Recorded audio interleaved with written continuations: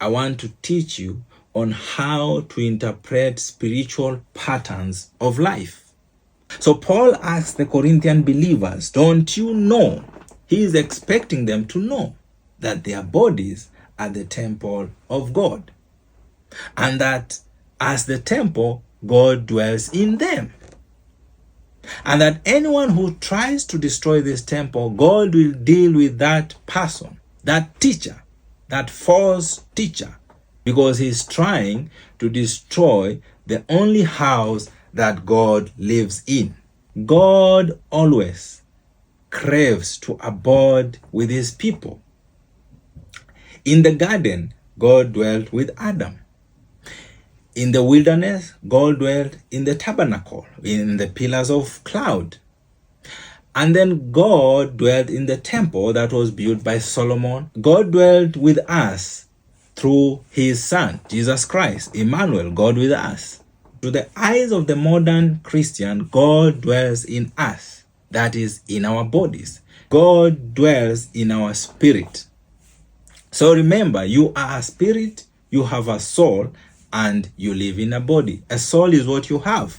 And because God lives in you, you are holy.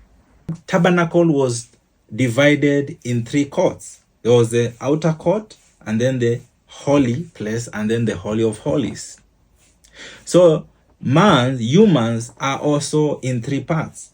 You have the body, you have the soul, you have the spirit. In the tabernacle, God dwelt in the inner place, the most holy of holies. That's where God dwelt in. God dwells in our spirit. God paid a price for your body. God paid a price for your soul. You were once a slave in the marketplace, but God, through his Son, redeemed you. He paid the full price and purchased you from the marketplace. Paul likens your body to a building, where this building, the foundation was Jesus Christ that was laid, and that the foundation is Jesus' life, death, and resurrection. And the material that people, teachers, will be using to build this house will depend on their doctrine. The material will determine the standard of this building.